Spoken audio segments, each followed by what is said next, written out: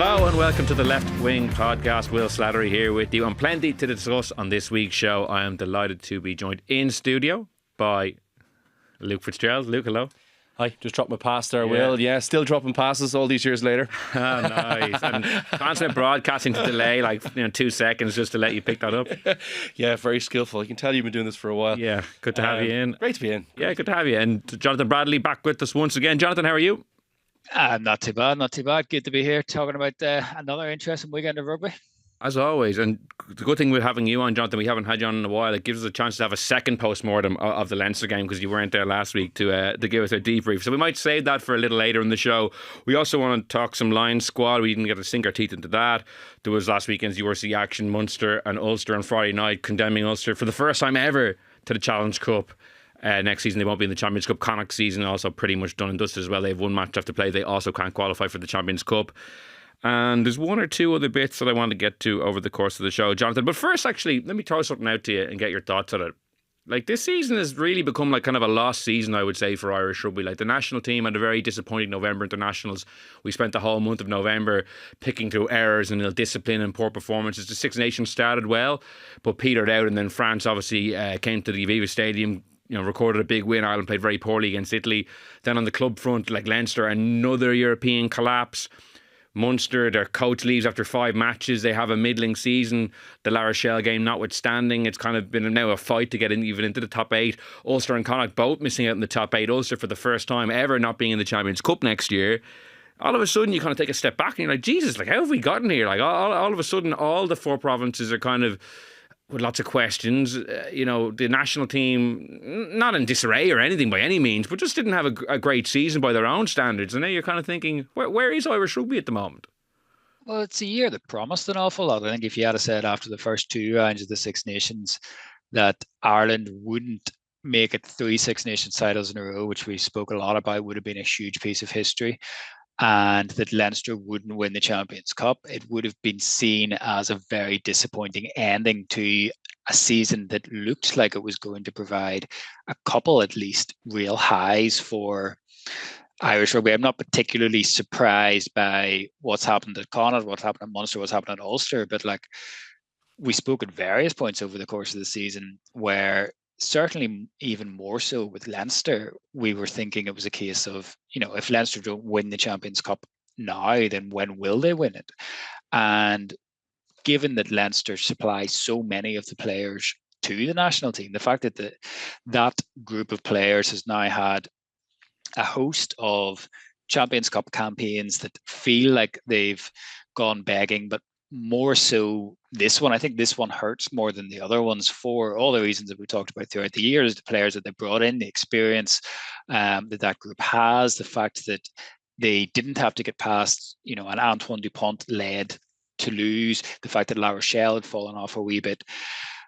I think there is just going to be that sense now around this group of players that as good as they are and for all the things that they have achieved, and as somebody who grew up watching Irish rugby in the 90s, I'm not going to say that, winning 2 Six Nations titles back to back and finishing or, losing 1 game to avoid going 3 in a row isn't a period of success. But there's going to be a sense around those players that they haven't delivered the ultimate highs that we thought they were going to maybe 3-4 years ago, whenever you include the World Cup in that. So I think there's a sense that this generation of Irish players have achieved an awful lot. They are part of a generation that feels like they have taken Irish rugby to a new level. But I think really going back to the World Cup in 2023, there's probably a sense that they haven't made the history that we thought that they were going to make. I think we're going to look back on 2023 as the high watermark for this era of Irish rugby.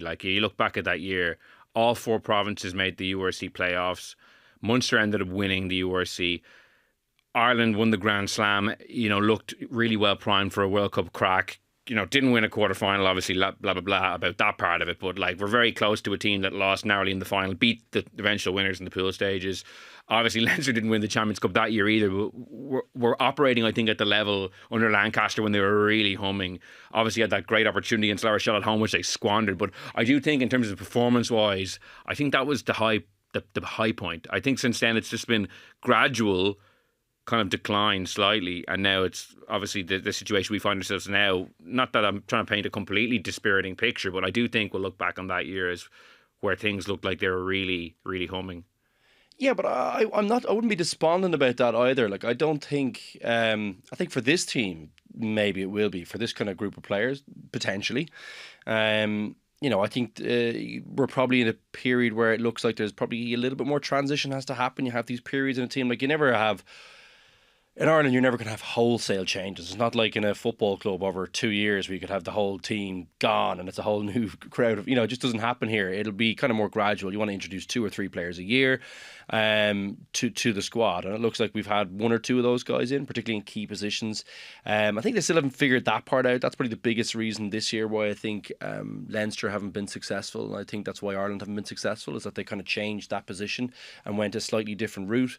It looked like the Irish team particularly had made a decision on that, and then they kind of rode back on it after November and kind of second guessed themselves and really backed a very young horse who I think is still developing in Prendergast. So yeah, like it's an interesting period to look at, Will. I think you could look at it in those terms, and you could say, "Oh, is it panic stations here, or is there But I don't think so. I really like our system in Ireland. I think it'll continue to produce top players. I think the provinces will do well. I think Ulster need to get a grip financially a little bit. There's a little bit of that going on in the background there. I think they'll do that eventually.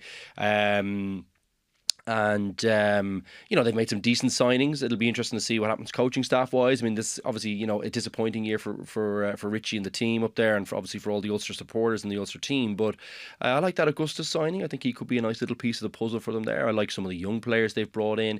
And key to me at Ulster really is what happens on the injury front. I mean, they've been just completely decimated at different junctures over the last 2-3 years there as well, to compound which has compounded some of the other issues they've had. So I'd like to see them stick with Richie. I think he's some good stuff there. I think they need to come on defensively. I think Connacht, that's the glaring thing with Connacht really, isn't it?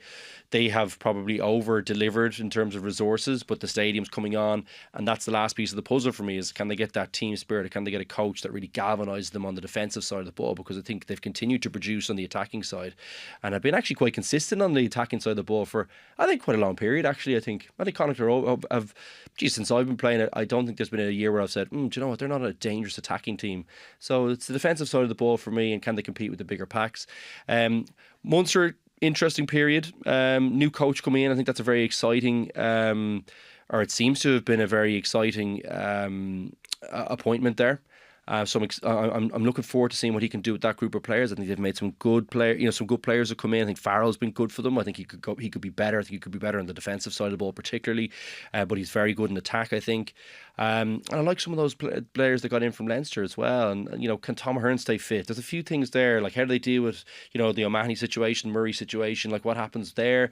Who steps into those big boots? So yeah, look, there's change. Is probably, I know I've gone from one to the other, and I suppose that was just my way of thinking it through an answer for you. I haven't got to Leinster there, but I think let's discuss that maybe in a bit more depth afterwards.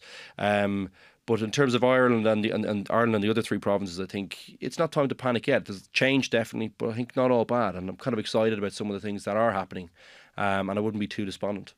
Yeah, it's not that I'm despondent, but I remember, Jonathan, it's funny, after the World Cup, might have been 2024, that you do these pieces about what a team might look like in 2027, and our colleague Rory O'Connor did a piece. I remember texting him being like, Jesus, if that's the team in 2027, Ireland having a chance of winning a World Cup, because to my mind it was just so starkly inferior to the team that had gone close in 2023.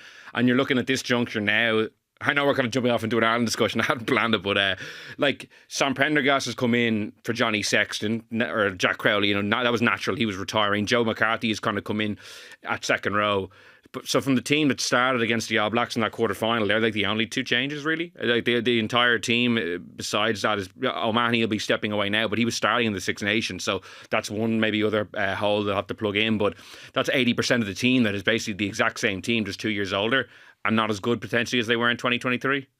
Yeah, but we saw the same thing after 2019, where it was like Rory Best and Rob Kearney both retired, and Hugo Keenan, and then initially anyway Rob Herring came in, and it was really in the 2 years after that where we saw more change. The Andy Farrell's team initially was very much Joe Schmidt's team with 2 enforced changes, and it was only really in that sort of Lions summer, if you remember, whenever I suppose he really started to put his own stamp on it, really brought a number of new players in. There had been other players sort of filtering into the Six Nations, Keelan Doris and stuff, but like injuries sort of hampered that. Will Connors as well. But it was really in this time now, whenever we saw the team sort of properly overhauled. And I guess that's maybe why there's some concern over the fact that not only Farrell, but Simon Easterby as well won't be on this summer tour, because it's a great opportunity to get a look at some of those guys that could have been used as, I suppose, fresh blood coming into the team at a time when it looks like it needs a bit of regeneration. Because it's not to get too doom and gloom, but this is something that we knew that was going to happen. Even whenever we were all very high on Ireland in those first 2 weeks of the Six Nations, you could look at that team and you could look at the amount of players that were heavily relied upon and still are heavily relied upon that are, in their mid-30s already. So, yeah, whenever you project forward to the World Cup, which I don't necessarily believe in doing, but if you project forward to the next World Cup, there is going to have to be an awful lot of change over these 2 years, purely because of the age profile of the squad. Yeah, and those pieces are just kind of done for, fun, not fun, but they're exercises as well. It's important to be thinking about it. Yeah. There's no way every international team doesn't have now kind of, just one eye at least cast on that. So I think it's natural for us. And I guess some of my trepidation is the fact that Ireland have actually had a really competitive under-20s teams over the last couple of years. They won trophies, but I'm looking at those teams now with a little bit of remove, and I'm not saying, these guys and those guys will be coming in a year or two times. There's no one really who's not involved with Ireland right now that I think should be knocking down the door, really. I don't think. That's where my kind of slight concern will be. Whereas I feel like in other years, I might have been more inclined to be thinking, 2 or 3 guys, he should be in. Whereas I actually do feel like Andy Farrell is probably picking the strongest team he has available. And I don't, because you sometimes see on social media various players being pushed, and I'm like, they're not they're like fringe squad players, maybe getting into a squad, not into a starting team potentially. That's Farrell's strength, though, and I think throughout his tenure, that is his biggest strength almost. Like, a lot of people talk about the mood that he creates in the camp, but I think his biggest strength is as a selector. If we had been having this conversation 2 years out from the last World Cup, nobody would have said Hugo Keenan and Mac Hansen are going to be stars in the back three. At that stage, even James Lowe, there were huge doubts about James Lowe as well.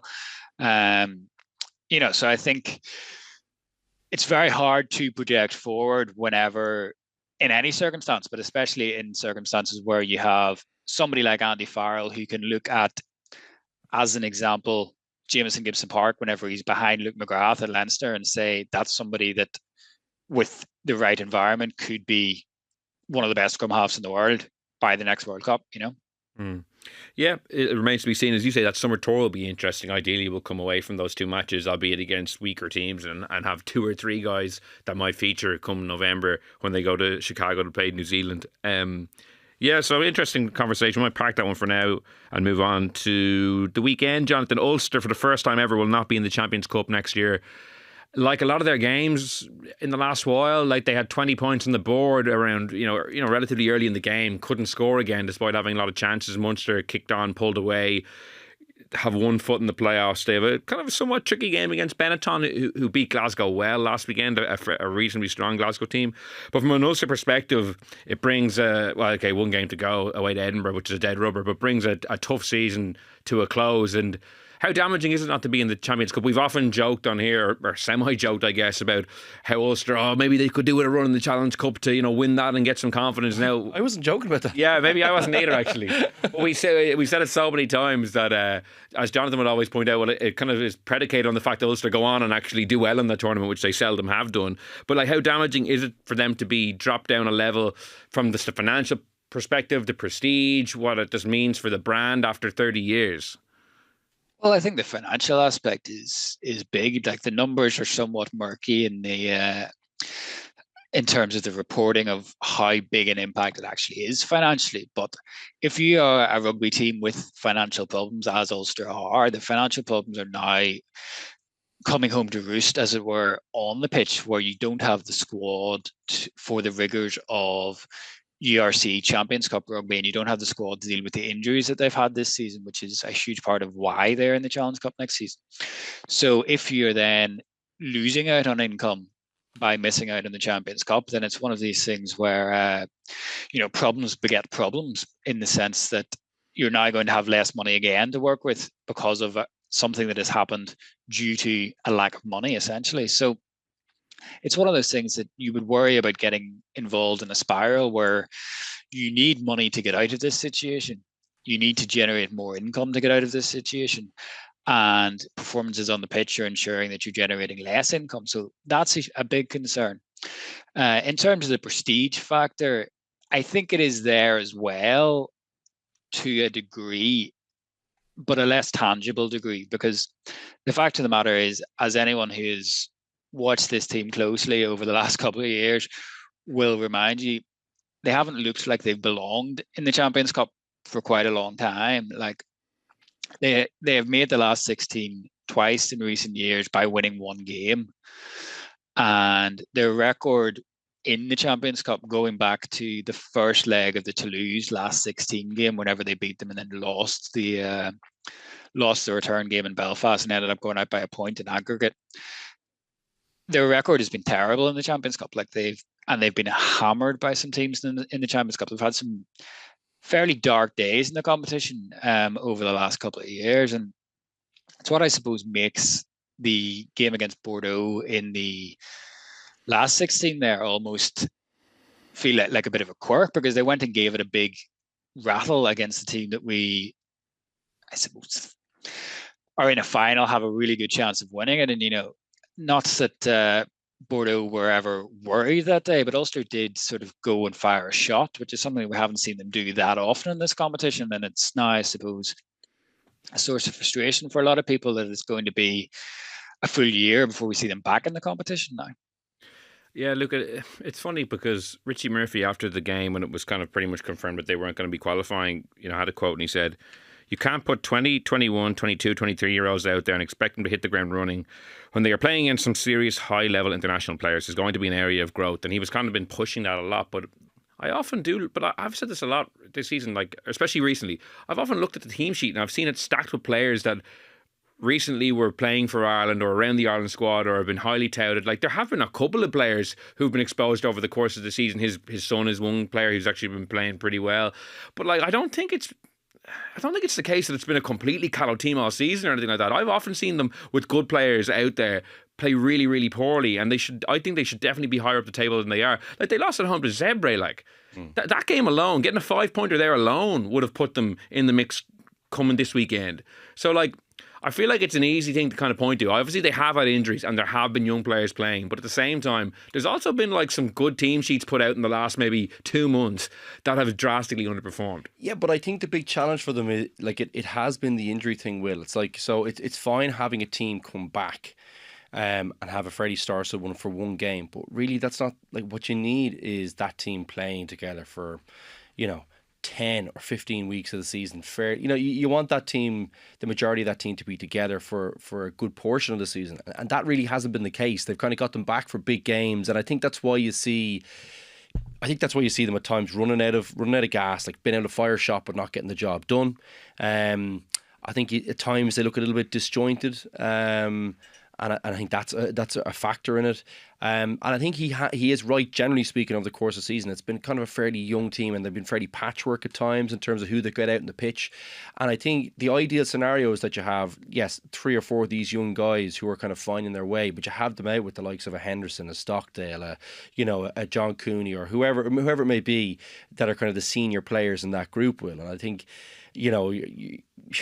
even Herring, I suppose, had some injury. Usually he was kind of Mr. Reliable. He'd do like nearly the full season for you without getting injured, but he's had a couple of injuries this season as well. So your senior guys are not there to guide them through and help you out. Like, I always remember Joe Schmidt was always great at that in Leinster, whereby he'd kind of introduce 3 or 4 guys into a squad, but it wouldn't be wholesale changes. You could be out there next to Brian O'Driscoll or Jamie Heaslip or whoever it was, and they kind of help you through. And I think that's a big factor. And I think maybe he hasn't, look, it's an interview after a game. He's not going to be able to particularly get into the absolute finer details on that. But when I think about every time I've watched Ulster this season, that's what I noticed with them, is that I think, yes, you might in a big game have lots of the big guys back, but they haven't come into it like on the back of 4 or 5 games where they've been injury free and they're kind of hitting their straps. It's kind of, we got him back for the big game. Let's see what he can do. And every time you look at some of the guys who've played a couple of games in a row, like I think Stockdale's been on a decent enough run the last while. I think that's because he's had a few games in a row. Do you know what I mean? Yeah. So I think that's a factor that maybe it's hard to articulate in a 30-second interview after a game. Yeah, I'll bring Jonathan in because you would have been watching them very closely. Like, who's closer to being right here, myself or Luke? Because, yeah, as I said, like, I kind of looked at that Richie Murphy quote, and I kind of did have a look at the team sheets, and we kind of supported some of what he was saying, but also some of what I was saying. Like, there was a couple of positions where they were young at various stages, but I also did think there were guys who, say that sliding door semi-final against the Stormers is referred to a lot as a moment that could have really, finally got that trophy over the line. They played the Stormers, remember, in that madcap game maybe 3 or 4 weeks ago. The team sheets were pretty close to being identical. I think like 10 or 11 of the starting team from that semi-final were playing in that game. So those guys are still around. So what's the truth of what Richie is saying and how Ulster feel the teams this year?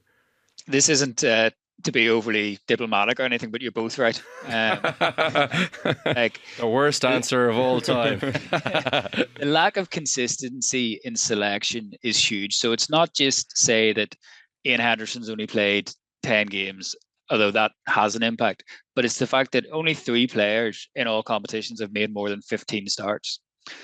And one of those players in Dave McCann has sort of bizarrely, in my opinion, disappeared off the radar over the last couple of weeks and hasn't started in big must-win games, despite the fact that he was playing very well over the first half of this season and all of last season. So missing out on that consistency of selection, because everybody essentially, apart from 3 or 4 players, have had their seasons impacted by injury, and it's just been a very bitty season because of that. But there's also just been some massive underperformances, and there's been some just very strange games and strange halves. Like that second half against Munster was the 6th time this season where they haven't scored a point in the second half. Like, I find that absolutely incredible for that to happen 6 times in a season. Throw in the fact that they didn't score. Now, I know the weather conditions were bad, but they didn't score in the first half against Zebra in that loss that you mentioned earlier. Well, that's 7 halves of rugby over the course of a season where you fail to score a point. Like, that's mad stuff to me. And then you throw in the fact of, in 2 of those games, they were 19-0 up. So they were 19-0 up against the Sharks and lost. They were 19-0 up against Cardiff and lost to surrender 2 19-point leads at halftime over the course of the season. And as you mentioned, the loss to Zebra. Now, they ended up losing bonus points in those, but at halftime, they were on course, because they'd scored 3 tries, obviously, so they were on course for 5-pointers. So that's a 12-point swing across only 3 games. Like, you look at how important that would be in the course of the table, and that was there for them. So injuries have been big. Injuries are made all the more important by the fact that they don't have the experience in the squad anymore, because all those guys, the likes of Jordy Murphy, Luke Marshall, Craig Gilroy, Marty Moore, guys that weren't in the Ireland picture anymore, but had that experience and weren't even necessarily starters come the end of their tenure. But whenever somebody was injured, those were the guys coming in, rather than it being a 20-year-old who's making a second ERC performance against, all of a sudden he's playing, Leinster, or he's playing Munster or whoever. And I think that's a huge part of it. But I also think it can be true that even with that context, they've underachieved by being 12th in a 16-team league with some teams that just aren't very good at all. And it's through some of those games where they just either haven't turned up in the second half, or games that they've lost that on paper, like you say, well, the team has been good enough to be doing better than that. Yeah, and I take the point both of you made that, like, sometimes I've probably looked at a team sheet and said, that's a strong team, they should be doing a lot better. But if they haven't had the run of games and the build-up, that does maybe impact the performance. So, but I like that you said we were about right. I'll take that, and I'm happy to get out of there, Will. I'm happy to shake hands on that one, and we'll move on to the next point. So, from a Munster perspective, the thing that stood out to me, Luke, they won 38-20. It was a real madcap first 25 minutes. watched it on URC from the Gulf of Naples. Really packed in as much rugby as I could. Life you lead, isn't it? Look, I was on duty last Tuesday, much to my wife's chagrin. But Peter O'Mahony's performance, I really think, now obviously there's contract negotiations, obviously that played out, for a long time, but I really think he should be playing on for Munster next year. I've always thought that when he had no more international rugby left to give, because like the extra time off he get during the season to rest his body, I think he's still playing good enough to have a real big impact at club level. Now I understand there's maybe financial elements to it where he might not want to play on a contract that wouldn't represent international rugby as well, but just from a rugby perspective. Why does that matter? What do you mean? Why does it matter if it doesn't represent international? Well, as in money-wise, he might not want to be like... Yeah, but you can make it up in bonuses or something. Well, I'm not speaking for the guy. I'm just saying he might not want... He might be like, look, I'm happy to play rugby at X, but not Y if I'm, Do you know the thing? So the what's interesting is, and if you saw it for the leap for the try, you see it with the sidestep, the power in the legs hasn't gone. Springy. He is but he was always super. It's a weird thing to say, but if you ever see the guy jumping, like do a counter move and jump in the gym, like he can jump out of the gym. Like, his line out, that's why he's. Yeah, no, it's definitely a reason. Like obviously he's got great timing and he's a smart guy as well. So like that obviously helps the line out too, right? But yeah, the thing that usually sorry, that was slightly different with me too now. But my career finished a good bit earlier. But usually it's your lower body that kind of gives out at this stage, and you say, you know what? I haven't got the pace, haven't got the spring, can't do the training days in a row, start pulling muscles, etc. And that's generally what you see with a guy who's got the miles on the clock like he has coming out. But I don't see that in his legs. Do you know, like, I mean, to my mind, it's always like in his shoulder but he's had that almost from day dot in his career, and he's just kind of gone all the way through. So I kind of, having watched him on the weekend, I was kind of thinking, yeah, is it really time to step away? But look, there comes a point where I'm sure we're seeing shoulder injuries, but I always think there's a bit of a neck thing there as well. I'm kind of thinking he's had a lot of niggles. He's actually missed a lot of Munster time this year with various injuries. I'd say he's missed a bit of Munster time over the course of his career anyway. Like he's always been there for Ireland, but it's always been like kind of getting, he gets in just in time for the big Munster game, just so he can kind of get, so he's available for the Ireland team. And it's always, he's been great at getting his body in shape for the kind of big matches, I always think, but he's been kind of unlucky throughout, it looks to me, with knocks. And when you have shoulder things, generally there's a neck thing involved. You see him sometimes with stingers and things like that, and he's always doing that thing where it looks like he's trying to get the feeling. I would imagine like that's where you're kind of getting into fairly serious stuff. A shoulder thing is kind of okay, that's a shoulder thing, but if it's a neck thing, you're kind of saying okay. And my suspicion is that with him, he's probably had a little bit of wear and tear there as well over his career. So I think, look, he's got young kids. I think he's a smart guy. I think he'll be set up pretty well financially. I mean, he's been on huge contracts pretty much his whole career, I'd imagine. So I would say financially, he's kind of set. He's a sensible enough fella, and they'll be doing TV gardening shows within. I heard from someone. I couldn't say what it is now, but I heard he's doing something interesting with a guy that I know. Thing. Yeah, no, not a TV thing. No, it's just in the kind of landscaping-y kind of space. So, yeah, look, I think he'll be well set up for what he wants to do next, and there's I think to my mind he goes out now. Kind of on top, still playing well. Yeah. So I think that phrase. Well, I can't remember what the Jamie Carragher exactly was it leave the game before the game leaves you? I think it was a good way of kind of describing it. I think he is in that world now where he's gone out. He's been in the Irish team. He could have a strong finish with Munster now, provided they don't mess up this weekend. So yeah, I think. And that was a great way to quit Tolman as well. Yeah, losing to Benetton in your home city for your last game would be very underwhelming. So hopefully for his sake, they get the job done. Just as an aside, you mentioned that you obviously had to retire from injury when you were quite young. How long do you think you would have played, say, if you weren't injured? Would you have kept going until the absolute late 30s, or would you try to maybe, I don't know if you ever even thought about that? Never thought about it. You were too young. Yeah, like you always are. You're thinking 35 is the number, isn't it? That you're going, okay, well that's where you step away. Because you and Keith Rose are the same age, and he played well into his 30s. Yeah. Look, I had a very serious. Like I had a lot. He had a fair few serious injuries as well, but nothing on probably close to my ones now. But the areas you would have been happy to play into your late. Because that was something you would have liked to do. Do you think? I was completely unprepared for my finish. Yeah. You just kind of. I had never considered the possibility of having to retire until the doctor said that Yeah. it's not safe. Now that was the wrong kind of bang you got. So yeah, it's a funny one, and it hit me like a ton of bricks. Even though you would imagine that a guy like me who had some kind of serious injuries throughout my career would have had to have come to that point anyway in my mind, but I never really entertained the fact. And I remember I got a really bad injury in 2009, 2008, which kind of changed my whole career, to be honest with you. That big one, big leg injury, and like I was never the same after that. But I remember my dad saying to me at the time, and I was kind of thinking he might say, kind of sensible fella, he might say, listen, you've gone on Lions tour, you've won a Heineken, you've won a Grand Slam, like maybe we can call it there. I think it's been it's short, like it was 21 at this stage, but short but sweet, but he said, no, sure, like you have your whole life where you can't play sports again, like what I mean, once you retire, it's generally that sport for you and it's done. And that kind of stuck with me, so I said, you know what, I'll go till the wheels fall off. So I did.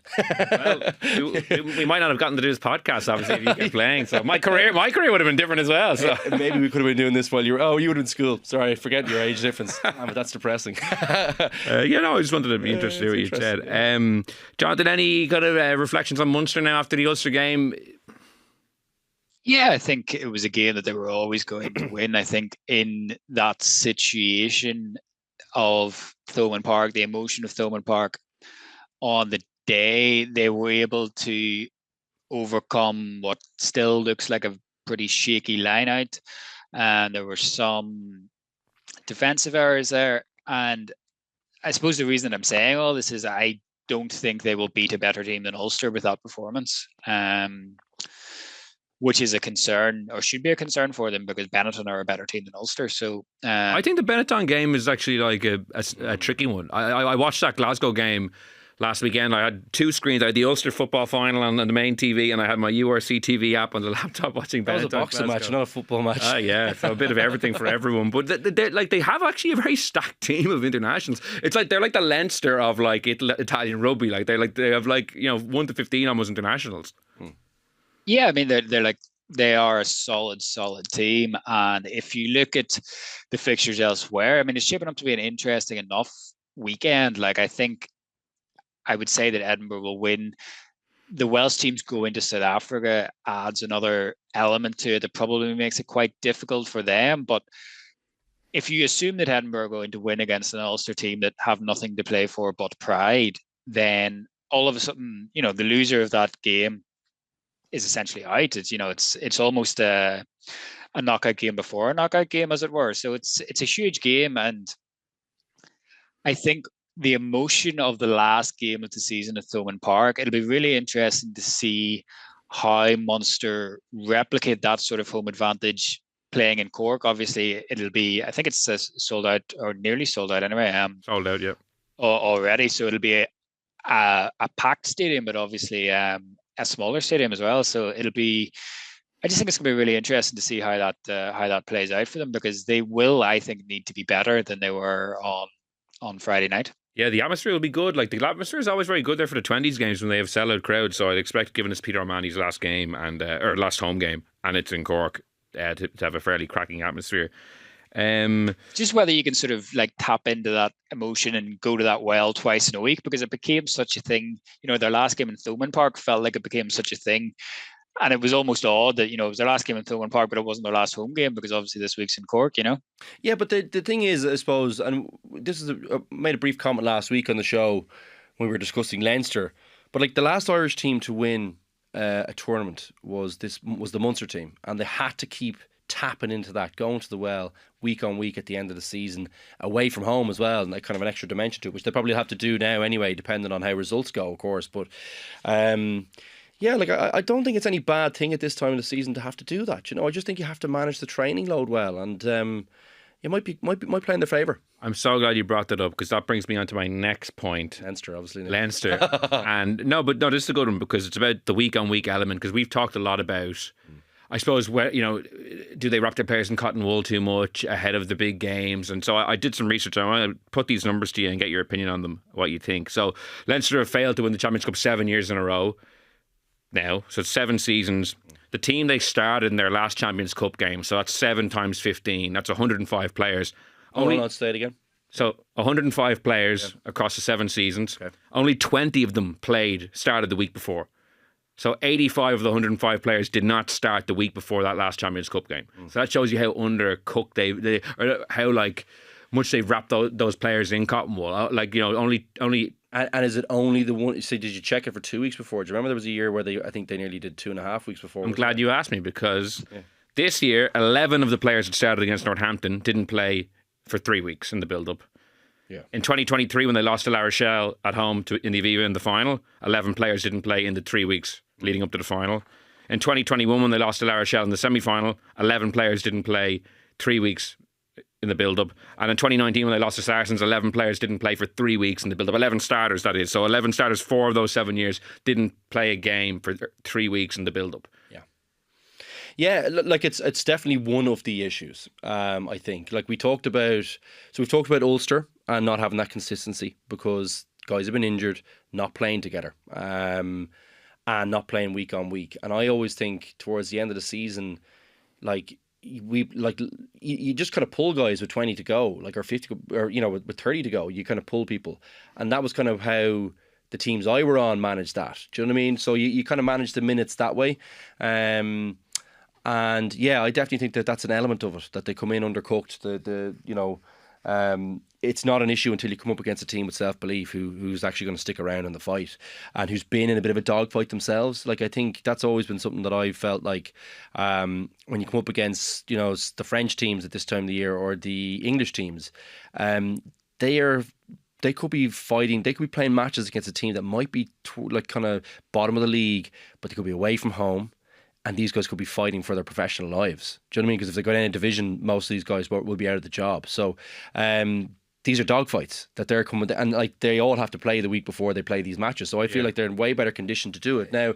For me, the point you made about the 2 weeks before is more, I suppose, because like the week before, because I checked what their opponents did as well, and bar Northampton this time, where Northampton played, I think their entire team bar one player the week before. What about Northampton last year? I think they did the same thing though. I only checked for the games, the last game. You're right. Though I think they did play their guys. Remember, there was the conversation point that week. Say like Toulouse and La Rochelle in the build up to the Leinster games finals, they also would have rested them the week before, but the week before that they would have played the majority, whereas Leinster, as I read there, on the last 3 seasons, only 4 of the Leinster starters played against Ulster this year 2 weeks beforehand.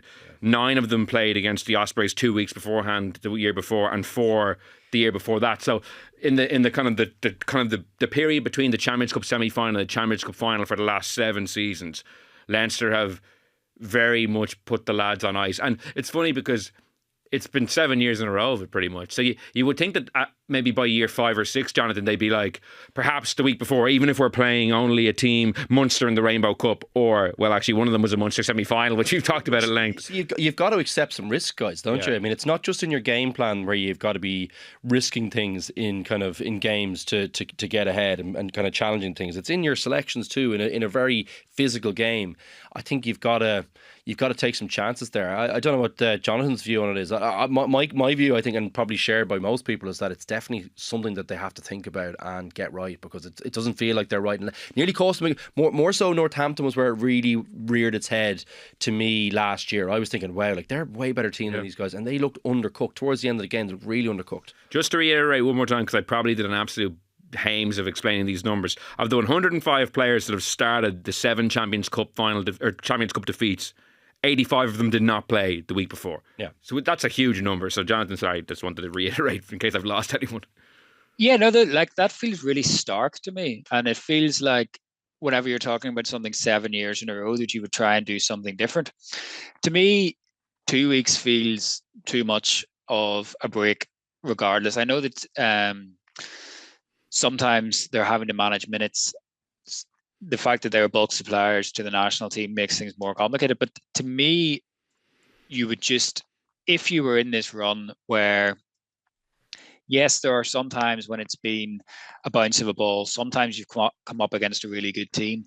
But if you're setting something as your start of season goal 7 years in a row and come up, well, let's say 6 years in a row, because I suppose we're saying that they didn't try something different this year. Presumably they will next year. But if you fail in your overriding objective 6 times in a row, you think you would try something different. And that to me would be something that would jump off the page to me as something that you would try to do differently. The team selection with Leinster, because they have such depth across the board, is always going to be something that's debated.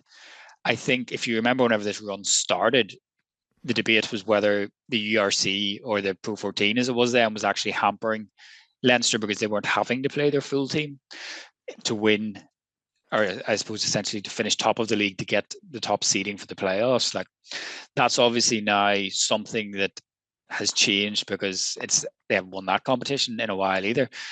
But I just think that if I was to be looking at it in terms of selection, Luke would obviously know a lot more about it than I would in terms of how ready you feel for a game. But whenever you see the way that they come out of the blocks in that Northampton game, yes, they got themselves back to a point where they could have won it, but they were very, very slow out of the traps. Whereas Northampton, obviously, buoyed by what you guys have talked about this last week, but like they talked about how last year against Leinster, they showed them far too much respect. And by the time that they realized that this Leinster team wasn't firing on all cylinders, it was too late. Whereas they came in with the knowledge of this time that they didn't show Leinster that same respect. And when Leinster had the slow start and didn't look like they were immediately at the races in a Champions Cup semi-final and were instead relying on being able to move through the gears, Northampton had already built up enough of an advantage and established enough of a foothold in the game that it was too late. So for me, and I remember writing this in my match report at the time, like to me it seemed really obvious that Leinster started too slowly, and whether it is true or not, the perception is always going to be that that's because they are undercooked coming into the game. They're not prepared for the game because they're not battle hardened for the game. I think it's only one strand to me though as well. I think if you look at the team selection, like it looks to me like you don't pick Porter to start the game. You've Conan and Baird on the bench. Now, Baird obviously is kind of in a situation with James Ryan being injured, whereby he's kind of covering that second row slot. So it's kind of more forgivable there. But I don't know. I just felt like they didn't pick the team to go out and demolish them at the start of the game with everything that you got. And then, bring on the cavalry then to finish the job, or if you like, or to compound the bashing that you've given them for the 50, 60 minutes. They're going out to go, oh, let's hang on for 20 minutes and let's really roast them in the last six. I just didn't like it. It felt like it nearly the lack of respect they showed for the importance for the start of the game. It kind of seeped through into everything, and it was like part of that was the selection, part of that was how they weren't able to re-emphasize, like how there's not a message that comes on to the team when they're under the post having conceded the second try and go, like, stop offloading. Like, can you just carry it into contact, please? Nice low body height, and let's have 2 or 3 guys just punching in behind them in the ruck. Let's not give them the ball for 10 minutes here. How that message doesn't come on. So I think this is a part of it. The selection thing is a complacency thing as well, to my mind. It's probably a restriction with the IRFU, which is very difficult for them to manage. But at some point, you need to push back. It's a restriction with the IRFU. I know it is. Well, definitely it is. Like, they are bulk suppliers during periods where like other teams have rest. Well, which party? When you say? Well, I would say there's minutes restriction, but I also think I'm saying that's one strand of it. There's probably a minute restriction with some people. I'd say there's also a restriction around Geordie Barrett, which I think Leo has said that there isn't, but I think we saw Rory O'Connor did an interview on another podcast, I think after ours, and said that he thinks he was quite he was almost like a legally type answer that he was kind of giving around that. He says, because I know you guys threw it back in my face saying that that wasn't a thing in the interview he gave it, Rory. Rory actually did an interview afterwards with someone told me that apparently kind of was backing what I was saying, which is kind of the word that was going around the camp at the awards ball too, around Geordie Barrett, that selection. So the fact that he started against Zebra was hilarious. Bizarre. Well, the fact that he started against Zebra was amazing against Zebra. Admittedly, it was Zebra, but was also so good when he came off the bench against Northampton. Like, for the optics of that selection, nothing could have been worse than how Barrett played when he has been on the pitch around it. He gets man of the match either side of being benched against Northampton. Like, it is. But like, in saying all that, like, guys, so yeah, there's these are definitely things that they need to get, I think, a bit more right. They need to figure out, some of the select. I don't agree with holding back your best players at the start of a game, particularly against a team that are underdogs, because it gives them belief, away from home. Like, they were 18-1 underdogs. Like, don't give them a sniff.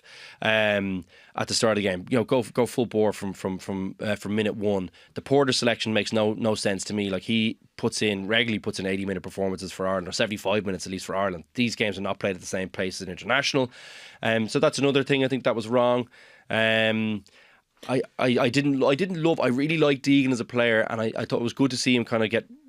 Part of me was like, that's great to see him get rewarded, but at the same time, I think he's a top of the ground player, if you know what I mean. Like, I think I would have had someone who was kind of a bit more physical in there. I think Baird or Conan, perhaps. I think I would have had in there ahead of him. Although that wasn't, he's not a major factor, but that was just a part of it. I thought that I wouldn't have selected him. I would have selected one of my big guys in there. But I think the team did not play well. Like, Robbie Henshaw is still a top quality operator, and he's not been at Barrett's level, but he should still be enough for that Leinster team to go ahead and beat. Like, it's not him being selected is not a reason for Leinster to lose that match. Like, they were complacent, they were off the pace. It's not the their point. effort was wrong. That's not the point. I don't disagree that the team that they picked ought to have still been good enough to win the game, but it's just not a good message to send.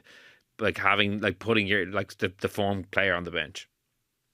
No, I think it's right. I'm not saying it's not a problem, but I'm saying it's not. It's a small part of the problem. There's lots of different factors there, I think, at play. Jonathan, I want to read you a quote from Jack Conan. And another thing that got a lot of attention was the end game when the penalty was given with around 4 minutes to go, and Conan was kind of frantically shouting to the sideline. He was talking about it after the Zebra game, and I'll read it to you.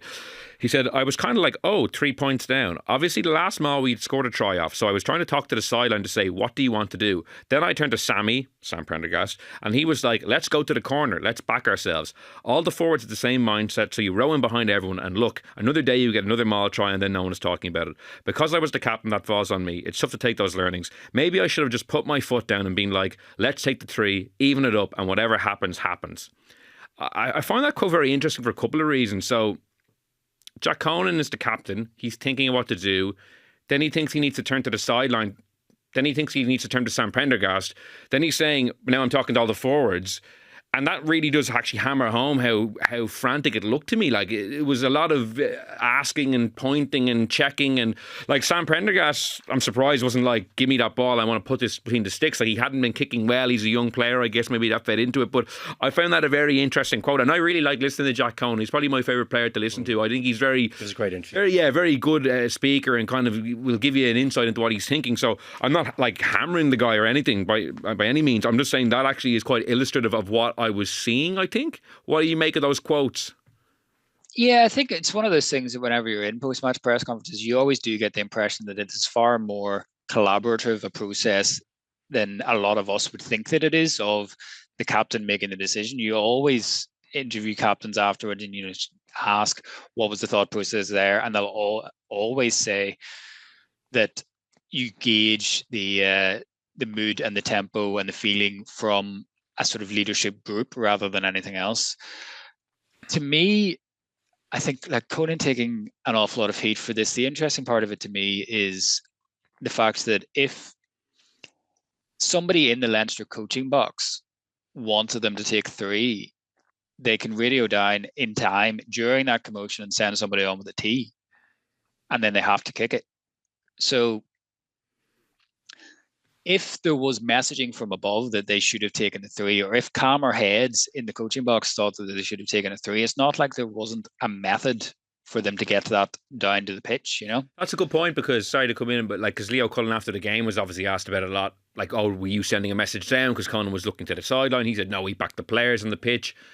But like, given there was confusion and like, what do we do? Like, is it not incumbent on the coaching staff then to be like the cooler heads and say, because it's funny because but he wasn't so he was the captain once the captain went off injured. Like, I think it probably would be Caelan Doris would have more confidence to make that decision himself and take on. Conan's a more senior player. No, but yeah, he's not the captain of the team.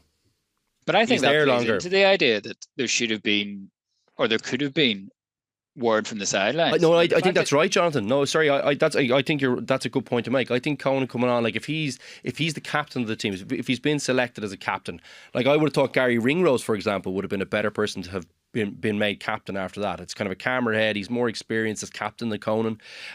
He's not there as long as Conan, but he's pretty much there. He's a seriously experienced player, and I like Gary has done the co-captaincy, so like he's more. I would have thought he was in a better position to be making that call than Jack Conan, also having been on the pitch for all of the game too. So I think there's something that they need to get right there, and as well, like I think there's something else that will have come out of. I would hope that would have come out of the last couple of years is. Do you know what you always hear Bill Belichick talk about? Is the situational football it was the Bill Belichick thing where like I wonder have they gamed out these scenarios and what they're thinking, because for me where that kick, like if it's on the touchline, I'm saying we're that close, maybe we don't go for goal here, maybe we go to the corner. It's been going well, maybe I'm not going to take a 50% or is it 40 or 50% chance of getting one on the touchline, but when you're around the 15, the percentages change. And I would have said to myself, guys, if we're in this situation, we're going to live and die with what happens with the kicker. And that's why I think, though, the message should potentially be coming from the sideline in that moment, because like the players, their blood is up. Well, when the captain has gone off, and if you haven't picked Gary, who's been on the pitch the there's whole clearly time, confusion about what to do. You have like coaches in the box, like that's why the South Africans of all people with the yellow and the traffic light system, like waving their cones in the air, like as in because calmer heads. Exactly, like those guys are meant to be like outside of the emotion bubble or the passion, because there was clearly like the guys were G'd up in that moment and they didn't really know what they should do, and like even like Conan. Saying I turned to Sam Prendergast and Sam Prendergast like, let's back our guys, and the forwards are all like, let's back our guys. That seems to be how it went. So I do. Well, once you make a decision, you got to commit to it anyway. So that's fine. I don't have a problem with that part of it. That doesn't, to me, everyone's reaction after it doesn't make it the right thing to do. Like the right thing to do is to go, I think, not by your gut all the time. I think sometimes, like earlier in the game, it's probably okay to have you have a bit more leeway. But at that juncture in the game, hasn't gone well. Yes, you're on top in the second half, but like they've also scored in the second half too. You could feel the momentum was with them, but kind of probably more narrowly. And I think if you think about the percentages of like a goal kicker's percentages, and let's say there's a range because of the pressure and that's on this kick, the guy's age, his inexperience, etc. But still. A goal kicker at this level, even if they're kind of low percentages, would be between 65 and 85% chance from the 15, I think. And I would live with that percentage saying, okay. And also the backstop here is that if he does miss, you get the ball back. So it's not over. Do you know what I mean? Yeah. So like they're the key factors there. To me, that was a no-brainer of a decision. But it's because you have the backstop, but also the percentages. And I think they have to game out those scenarios a little bit better. I always think you think of the Chiefs in the. Who was it against Philadelphia, or I can't remember who it was. Maybe it was against San Fran. Do you remember? They had gamed out the scenario that if they went to overtime, they like the others actually got the flip of the coin, but made the wrong decision. They hadn't gamed out the scenario correctly, whereas the Chiefs had. And this is another one of those ones where I think Leinster can learn from that, where they say, right, if we're in this situation, let's do this. You know what I mean? Because to me, it was like an option on the play, because. You got the ball back afterwards, even if you messed up. So, yeah, to me, that was a bit of a no-brainer. Yeah, well, it was interesting to get that kind of, I guess, was additional insight into what the thinking was, or kind of setting the scene by Jack Conan. We will finish off with some Lions chat. The one disappointing thing about Leinster losing is that it really robs us of 2 weeks of podcasts as well, that we would have had our big meaty Champions Cup preview and our big meaty Champions Cup final review, which now I don't know what the F we're going to talk about. We're probably going to have to do debrief part 3, and we'll go into it again. Or Leinster, yeah. We were going to be talking about them anyway, so we can just dig into their misery and their pain. But Jonathan, we'll finish off with some Lions chat. The squad was named on last Thursday, 38 players selected, 15 for Ireland, the record. Not that many kind of juicy talking points in the end. Actually, like it's funny, I would have thought I would have been raring to go, maybe a second podcast from Italy, but I said, look, we can have a nice relaxing day out instead, because in the end, I suppose it kind of passed without huge, controversy. Owen Farrell obviously was in the frame, but Andy Farrell didn't pick him. Has left the door open for him. One thing I wanted to ask you though, Jonathan, if this squad wasn't picked by Andy Farrell, if it was picked by any replacement coach X, not from Ireland or involved with Ireland, how different do you think the squad looks? Do you think, like, how many less Irish players might be there? Do you think Owen Farrell actually might be in the squad, that maybe in the end it could have hindered him having Andy as the head coach? Anything you think might be different if Andy Farrell wasn't the man picking the team? I don't know. I don't think Owen Farrell's form in France has been great. I don't think it's been strong enough in France that we can say that, it was an anti-nepotism selection not to go with him. I do think there's an argument to be made for it, but I think you're right in what you're saying, Will, in the sense that there wasn't an awful lot to really like sink your teeth into about this Lions selection. Like it was a very much a, I suppose, if you had have put 20 people in a room and taken the most frequent selections from everybody, I think this is near enough what you would have come up with. You could maybe make the argument, and I'm sure if you were Scottish, you would probably make the argument that maybe if somebody else is picking it, Darcy Graham would sit ahead of Mac Hansen. I could see that. I think there's a possibility that somebody who was thinking more about or more concerned about the ability to foster an atmosphere. I think Andy Farrell, because as we know he is such a good man manager, won't be too concerned about that. But maybe somebody who wanted to foster more of I suppose, a ready-made camaraderie, maybe bring somebody like Jamie George, possibly, if somebody else is selecting it. But I really think it was very much a down the line, as expected selection. Like, I think the fact that even in the age of social media, there's been as little debate about it as there has been. Probably that is the best indicator, I think, to reinforce your point, is that there has been pretty much no hype about it. Yeah, because I've been reading some of the English journalists, and I suppose like the people they're talking about being left out, I'm just thinking like they weren't even in the frame to begin with, so that's not even worth really getting too hyped up. And I agree with you. I think a huge part of that is because of the Six Nations. Like, the last Six Nations in a Lions year that was won by France was 97. So you don't have that. You don't have as many compelling cases as you do normally. This is the first Lions year since they created the player of the tournament in the Six Nations that it was won by a French player. 10 of the 15, only 10 of the 15 names in the Six Nations Team of the Year, no matter what you think about the process of the Six Nations Team of the Year, only 2/3 of your team was drawn from outside of Italy and France. So I don't think you had as many compelling cases or as many definites as you would normally have. So it felt like, to me, there was just an awful lot of players of a very similar level, much more so than normally, because normally you'll have somebody making, whether it be teams or individuals, making real definitive cases for themselves in the Six Nations. And I just don't think that happened this year because of the way the Six Nations went, with Ireland starting so well, but fading, and then France being the dominant team. And I think as well, Scotland were, in the big matches, they didn't show out. That made it kind of difficult, I think, in terms of them. Wales are obviously a basket case, and you've got, 2 or 3 guys there that were probably really within it. And I think they did well enough, to be honest with you. And look, Morgan definitely should be there. But like the situation there that they find themselves in, Faletau maybe is the only one. Maybe you say, well, that was an interesting one. He was good when he came in, and he's got the experience. But like that kind of really narrows it down. And England made such a poor. I mean, the match against Ireland, I mean, they were a complete no-show, which was their really only big game that they were really tested. Like they did well against France, but still should have lost that game and finished it like they walloped Wales. But like, I think they were kind of over-egged in terms of how far they've come. I think they've improved. They still got 13 players though. They only got 2 less than Ireland. Yeah, but that's my point, is that Scotland were a no-show and Wales are not really at the races at the moment. Anyway, they're in a rebuild, a complete rebuild, to be honest with you. So it's been a tricky one to try and select, and I think he's off the back of that. I think that's probably because there's probably a narrower pool to pick from. I think that's probably why we're in a situation whereby there isn't massive uproar over someone being left out or someone not being included. And as well, the fact that he's left some room for some experienced campaigners, possibly, or a bolter. Less likely it's a bolter, to be honest, but more likely an experienced campaigner, which I think would add value to this squad, if I'm being completely honest. O'Farrell, potentially? Well, Laws or O'Farrell, I think. I think they're the ones that would probably jump off the page to me. And if there's an injury, maybe a George, just someone who might, as you say, bring the squad, gel the squad together, have the experience. It's funny, like Henry Pollock, by the time it was announced, wasn't even a bolter anymore. Because he's probably the Irish pack he's played against. Yeah, and he's probably like, I say he's a good chance of starting a test now. He's playing out of his skin. Oh yeah, it's funny how that worked. Like, it was a kind of a pipe dream, then it became a possibility, and by the end of it, he was like the first name probably in the squad. Caelan Doris, though, what a shocking week. You have to feel for the guy. So in 2021, he had missed a lot of time where he had concussion issues, so wasn't really in the frame.